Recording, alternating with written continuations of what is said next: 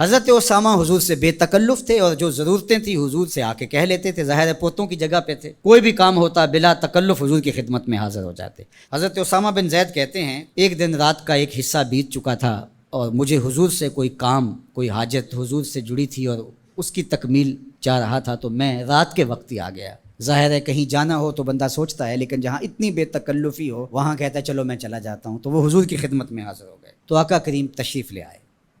اللہ اکبر! حضور علیہ السلام نے ایسے ہی چادر لپیٹی تھی اور حضور کے اطراف میں ابھار تھے، لیکن مجھے نہیں پتا تھا کہ اندر کیا ہے، تو میں نے حضور سے حاجت کہی، حضور نے میری حاجت پوری کر دی۔ فلما فرغت من حاجتی، جب میں اپنی حاجت سے فارغ ہو گیا، جو میرا کام تھا وہ ہو گیا، تو پھر میں نے یہ سوال کر ہی لیا، قلت ما ھذا الذی انت مشتمل علیہ، میں نے کہا حضور یہ کیا ہے جس کے اوپر آپ نے چادر ڈال کر ڈھانپا ہوا ہے؟ فکشفہ، تو حضور نے کچھ بتانے کی بجائے چادر ہی کھول دی۔ جب چادر کھلی تو منظر صاف تھا۔ میں نے کیا دیکھا؟ سنو، حضرت اسامہ بن زید بن حارثہ بیان کرتے ہیں، فائز الحسن والحسین علی ورقہ، ایک پہلو سے امام حسن چمٹے تھے اور ایک جانب امام حسین چمٹے ہوئے، دونوں نے حضور کے پہلوؤں سے جفی لگائی ہوئی تھی، حضور علیہ السلام کے کشہین سے، حضور کے پہلوؤں سے لپٹے ہوئے تھے۔ اللہ اکبر! ظالمو، تم نے تیر حضور کے پہلوؤں پہ مارا ہے، حضور کے پہلوؤں سے یہ شہزادے لپٹے ہوئے ہیں۔ اور پھر آقا کریم نے کیا کہا؟ فقال ہذان ابنایا، فرمایا یہ دونوں میرے بیٹے ہیں، و ابناؤ ابنتی، اور میری بیٹی کے بیٹے ہیں۔ اللہم انی احبہما، اے اللہ میں ان سے پیار کرتا ہوں، فاحبہما، تو ان سے پیار کر، فاحب من یحبہما، اور جو ان دونوں سے پیار کرے مالک اس سے بھی پیار کر۔ اللہ اکبر! حذیفہ بن یمان اپنی ماں کی مغفرت کا سوال لیے حضور کے پاس حاضر ہوئے تھے اور آقا کریم نے ان کو یہ خبر بھی دی، حذیفہ سنو، یہ فرشتہ میرے سامنے حاضر ہے اور یہ میری فاطمہ اور میرے حسن حسین کے لیے جنتیوں کی سرداری کا مجدہ جاں فضا لے کر آئے ہیں، پیغام لے کر آئے ہیں، بشارت لے کر آئے ہیں۔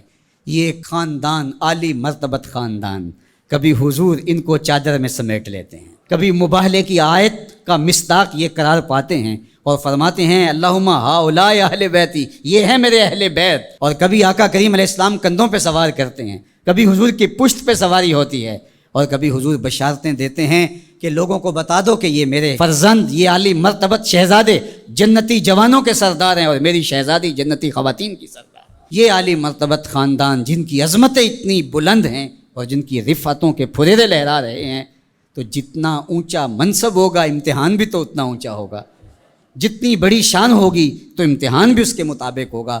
پھر 10 محرم کو جو امتحان ان شہزادوں نے دیا اور ثابت کیا کہ ہم سرداران جو جنت ہیں وہ ایسے ہی نہیں بن گئے، کیسے کڑے امتحان سے گزر کر کے ہم اس مرتبہ رفیع کے اپنے آپ کو حقدار بتا رہے ہیں۔ کوئی یہ نہ کہے کہ پیغمبر نے اپنے نواسے جان کے ایسے ہی بشارت دے دی تھی اور یہ عظمت ان کو حاصل ہو گئی تھی، ورنہ ان کے اندر کیا رکھا تھا۔ اب زمانہ دیکھے کہ جو حسین ابن علی نے کر کے دکھایا ہے، زمانے میں کوئی دکھائے تو صحیح۔ عظمتوں کی جس مسند پہ بیٹھے شہزادہ رسول دکھائی دیتے ہیں اور شہزادی رسول دکھائی دیتی ہیں اور امام حسن دکھائی دیتے ہیں، یہ الگ الگ عنوانات ہیں، جس عنوان پہ آئیں تو ایک کائنات بسی ہوئی ہے۔ اللہ جل شانہ ان شہزادوں کی برکت سے ہمیں دین کا حقیقی شعور عطا کر دے۔